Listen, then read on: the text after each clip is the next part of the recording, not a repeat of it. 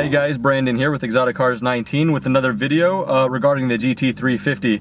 Now this is a video that I had as an idea, but I didn't think I was actually going to make. It was just kind of depending on if people were interested in it, I guess. When I went to go pick up the GT350, I said I will maybe make a financial breakdown video if it was requested. And lo and behold, it was the most requested comment on both videos, the reveal video and the pickup video where I drove it home for the first time. That was the #1 request. And I said, leave your guys' request and I will fulfill. And yeah, sure enough, like I said, everyone wants to know the kind of breakdown on this, the price, the walk out the door price, what have you. And a lot of people were talking about more like my personal financial situation, how I decided to pay for it. Now, I mean, I hope that this information I can give you guys will help you, because I know a lot of people were asking this because they would like to buy one within the next year or so. But as far as personal financial information, I don't know how much that can help you, but anyway, I guess we'll get into it. People were wanting to know, first and foremost, the actual sales price of the car, because as you guys know, GT350s, especially the GT350Rs, are going for absolutely absurd markup value. These cars, both the GT350 and the GT350R, I think they're bargains at MSRP. It's just finding them at MSRP. So I guess YouTube has kind of dwindled in its patience, so I'll just give you guys the large number, and if you guys bear with me, I will give you guys the story on how I got down to that number and why I got it at a certain dealer. The big check that I wrote, the one that I was talking about at the beginning of the video where I picked it up, I said the big check that was below the invoice they wrote was $67,000. That is everything. That is the sales price, the sales tax in the state of Texas, that is title registration fees, everything, yada yada yada, and I did not trade in my BRZ at that dealer. That's why it's at that price as well. If that sounds high, it's because it kind of is. So let me tell you guys how I brought myself up to that number. So also, because YouTube patience is kind of short, let me just answer the yes or no question. Did I get this at MSRP? Unfortunately, no. I'm not proud of it. I didn't pay the huge markup that most dealers are doing. This one took a long time of bothering this dealership to get it where it was. To make a long story short, I paid $2,000 over. And I know I'm gonna get slammed in the comment section, especially from like people who watch us a year from now when everything's like at MSRP or even under for like 2017 and 18 models. I know that was not the most financially responsible thing or the smartest thing to do, is pay over sticker. Let me just tell you guys the beginning. So those are the big things I got out of the way for people who just wanted the quick answers and they're out of here. For you guys who actually care about how it came about happening, I walked into a Ford dealership here in Texas, in my area, Central Texas. This one happened to be Mack Hike Ford in Georgetown, Texas. I walked in there 3 weeks ago to a month ago, roughly, just to see one up close and sit in one, because I haven't even sat in a GT350. Like I said in the pickup video, I've been loving the GT350s ever since they came out. But at the time they came out, in 2015, when they were showing the 16-year models, I couldn't afford one, and I honestly did not think I'd be able to afford one in the lifespan of the car. That, again, kind of goes to the more personal finance information. If you guys care to listen to that, I'll talk about that at the end of the video. So I walked into a Ford dealership a couple months ago when I knew I probably could buy one, but I didn't know if it was for me. But anyway, long story short, walked in the dealership. I knew they had one because I saw it on the website, marked up for $15,000 over MSRP. At that time, I didn't think I wanted to buy it at sticker, surely not at $15,000 over MSRP, but I still went nonetheless just to see it. So I did see it. It was unlocked. They said, oh, you know, make yourself at home, go ahead, sit in it. And so I sat in it. I saw the microfiber suede steering wheel, saw the interior, saw the shifter. You know, I'm pretty impulsive, kind of fell in love with it, but again, did not think I wanted to buy one at that time, or even this month for that matter, not even this year. I thought if they can go down in price, I would like to look at the pre-owned market next year when everything kind of settles. Yeah, that didn't really happen. So I remember talking to that dealership, and I kind of started to like the car pretty heavily at that time, and I said, so I looked at the window sticker. It was 60,800 and change, maybe 60,850. And I said, what are you guys asking for it? Because like kind of like implying maybe they're having incentives. I knew they weren't. So then they said, I don't know. This is the salesperson, not a manager. He's like, I think we have some incentives right now. Let me check. I'm like, oh wow, incentives. He comes back with the manager and he says, well, right now they're 10,000 over MSRP. And I'm like, okay, well, that's not 15,000 like the website said, but still 10,000 is 10,000. That won't be happening. And then he said, but let me ask you, are you buying locally? I'm like, yeah, I live just a few minutes from here. I would service it here. He's like, if you buy it locally, we'll hook you up 5,000 over MSRP. I'm like, oh yeah, thanks a lot. 5,000, still not happening. So that seemed to be the fair market adjustment value from Ford dealerships. So if you guys are in Austin, you guys will also recognize the Ford dealership Leif Johnson Ford. By pure coincidence, I called them the next day because I was starting to really fall in love with this lightning blue with white stripe Ford GT350. And so I called up a dealership, Leif Johnson, which is maybe 30 minutes for me. And I said, do you guys by any chance have a GT350 on the lot or anything like that? And they said, we do, it's blue. And I'm like, what blue? They said, I think lightning blue. Here, let me run through the invoice. They said, yep, lightning blue, white stripes, black pinstripes. And I'm like, okay, Recaro seats. He's like, yep, Recaro seats. I'm like, that's the one I want. I'm like, what's the MSRP on it? He said $60,850. I'm like, that is to the T what I want. He said, but our fair market adjustment value is 5,000 over sticker. I'm like, come on, man, you're killing me. So at this time, I was so sold that I wanted the car that if anyone would have sold it to me at that time 3 weeks ago for MSRP, I would have done it. So I kind of was annoying the managers at both dealers saying, hey, there's two in the area. Whoever sells at MSRP wins. In the meantime, I told myself I want to buy pre-owned or I'll buy a new one at MSRP. Again, that didn't happen. The reason that didn't happen is because I slowly started to sell myself on this car, and in my head I already bought the car. I looked on Auto Trader for cars exact same spec, and I saw one in Tampa, Florida, lightning blue, white stripes, Recaro seats, same sticker, and they were selling it for sticker price. So then I thought, what if I bought one in Tampa, made a video series, I fly to Tampa, drive it back, or just pay Reliable Carriers enclosed trailer service to trailer it here. So I got the quote from Reliable, that would have been $1,400. So then I thought to myself, okay, let's just do that. So you guys didn't know this, but I actually put a deposit of $1,000 down on a car, not this one, a Tampa car. So I was gonna think to myself, okay, I'm not technically paying over MSRP, but at the same time, I'm paying $1,400 more than I should. So once I did that, I started talking to the dealers here and say, hey guys, I found one in Tampa. I'm paying $1,400. If you guys could match that, I will pay $1,400 over MSRP. Both dealers said, nope, $5,000. I'm like, really? Come on, man. Anyway, so it looked like I was pretty sold on that Tampa car, and right at the end there, with a couple, more annoying some managers at Mac Hike, and I got a friend of mine who has done a lot of business with them. We went together in his McLaren. This is Steven with the McLaren 675 LT. I got to give thanks and credit where it's due.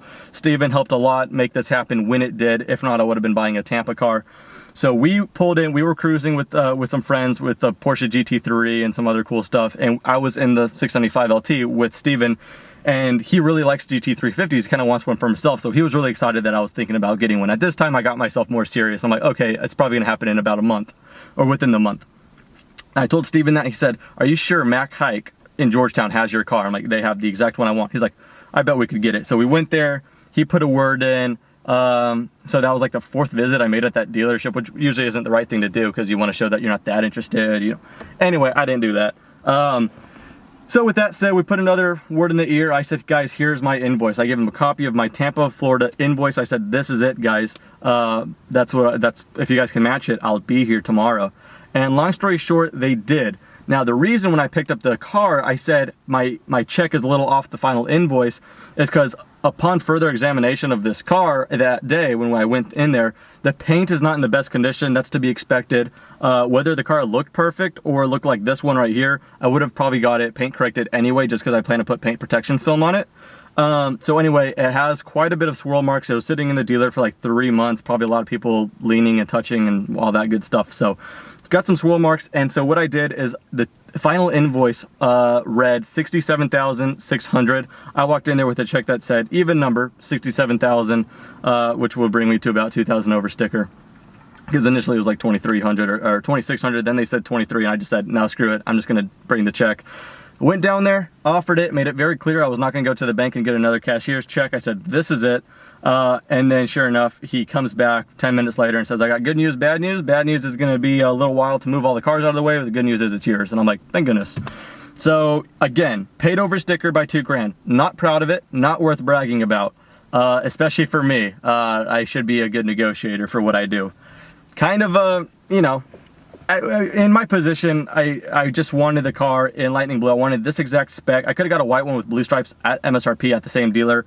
I wanted a 17. I wanted this spec, and when I'm paying this kind of money, I just want to get the car I want and not settle for something else. Again, the initial plan was to get the car I want a year from now or just get one now pre-owned.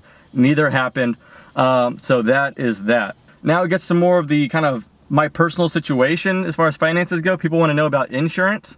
To you guys, I say, if you guys really want an accurate idea on what your insurance is going to be with the GT350, it doesn't cost anything, it doesn't hurt. Just call up your insurance, tell them your policy number, and ask what would it cost as a ballpark estimate to remove this car and add a GT350, and you don't even have to give them a VIN. Just say it's a GT350 5.2 liter. They'll know, they'll have it in their system, their database, and then they'll give you a ballpark estimate. So that's what I did. Long story short, I pay $83 more a month than I did with the BRZ. $83 a month, you know, a small price to pay for the amount of car, the amount of more car this is, I guess. So 83 bucks more a month.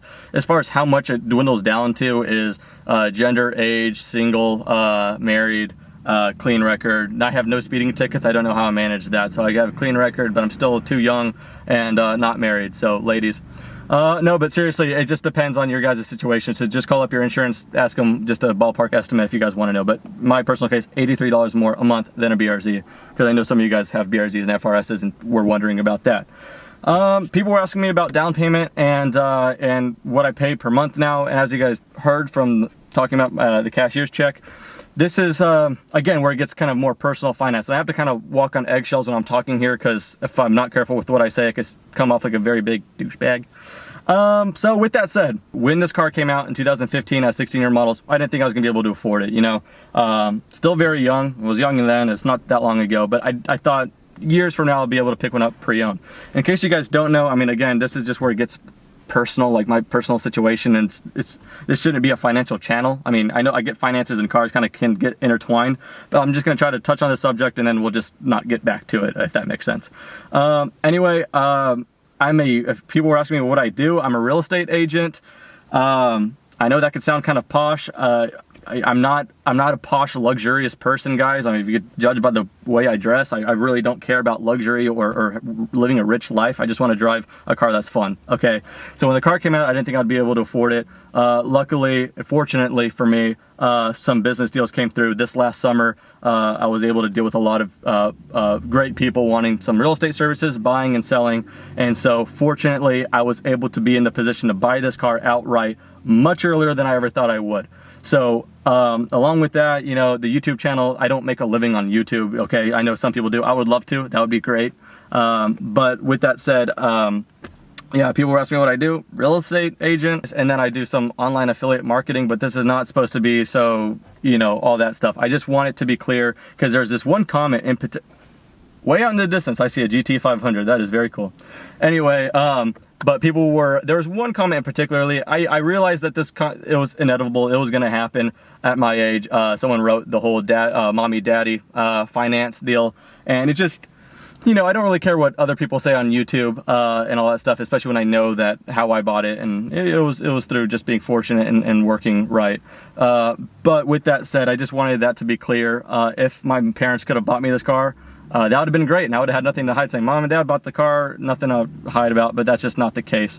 Anyway, talking about why I decided to pay for it outright is that's just kind of the person I am. I really like to just bite the bullet, get it done with, kind of set my bank account back, and then kind of remotivate myself and build it back up. I could have put a large amount down and financed it. That would have helped my credit and all that stuff, and kept a little bit more in my pocket. But at the same time, if I had the money, even if I got a low interest rate of 2%, I just don't see the value in paying 2% for money I already have that I can use.